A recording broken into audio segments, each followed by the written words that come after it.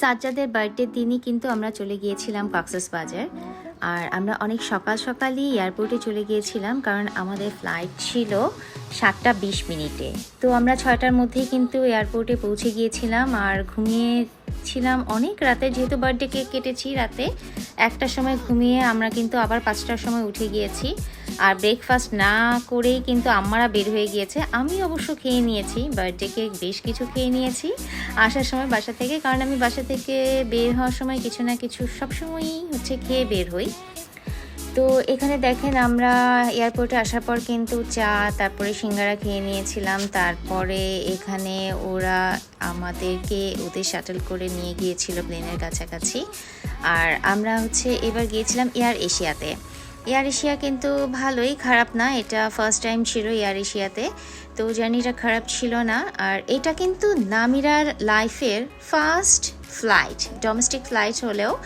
আর আমাদের বাকিদের কিন্তু এটা ফার্স্ট ফ্লাইট না, এবং আমাদের ফার্স্ট ফ্লাইট হচ্ছে ইন্টারন্যাশনাল ফ্লাইট। দুই আম্মার, সাজ্জাদের এবং আমার সবারই কিন্তু ইন্টারন্যাশনাল ফ্লাইট হচ্ছে ফার্স্ট ফ্লাইট ছিল। তো নামিরা অনেক হ্যাপি ছিল, এনজয় করছিল। এখানে দেখেন অনেক রোদ ছিল সকাল হলেও।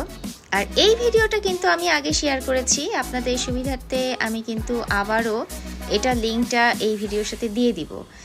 আর আমাদের প্লেন ছেড়ে দিয়েছে। এখানে দেখেন নামিরার এখন নাটক হবে একটা, এই যে ভয় পাওয়ার নাটক। দেখেন সে ভয় পাওয়ার একটা নাটক করছে যখন টেক অফ করলো প্লেনটা তখন। তো আমরা চলে যাচ্ছি কক্সবাজারের দিকে, এগিয়ে যাচ্ছে আমাদের প্লেন, সেই সাথে আমরা।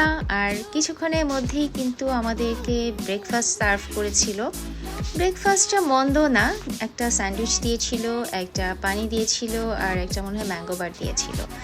তো এই যে আমরা পৌঁছে গিয়েছি কক্সবাজারে। আর আমাদের গন্তব্যে আমাদের যে হোটেল বুক করা ছিল আমরা সেখানে চলে আসি। এই পাশটাতে কিন্তু ওদের একটা মিনি রেস্টুরেন্ট আছে, আর ওদের মেইন রেস্টুরেন্ট হচ্ছে ফার্স্ট ফ্লোরে, আর এটা ওদের ওয়েটিং এরিয়া। আমাদেরকে ওরা ওয়েলকাম ড্রিঙ্কসও সার্ভ করে দিল। আর এরপরে আমরা চলে গেলাম 9th ফ্লোরে।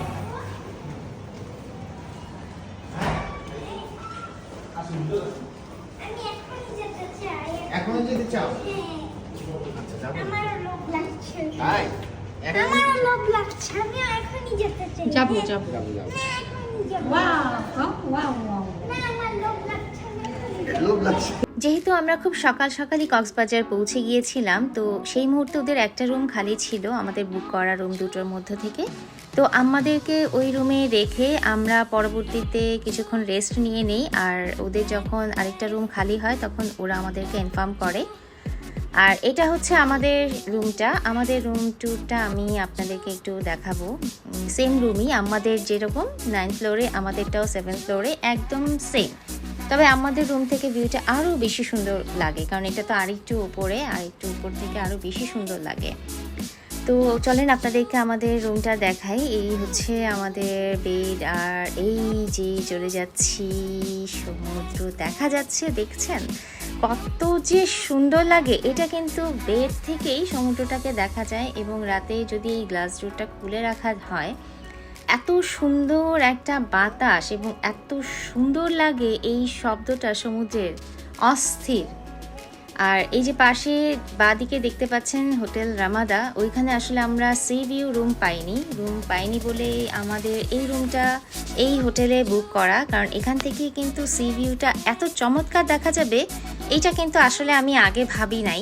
এই হোটেলটা আমি খুঁজে বের করেছি, কিন্তু আসলে আমি এতটা এক্সপেক্ট করি নাই যে এখান থেকে এত সুন্দর একটা ভিউ পাওয়া যাবে। তো পরবর্তীতে আমরা কি করলাম সেটা আপনাদেরকে দেখিয়ে দেব। আর এই আমাদের হোটেল সিমন।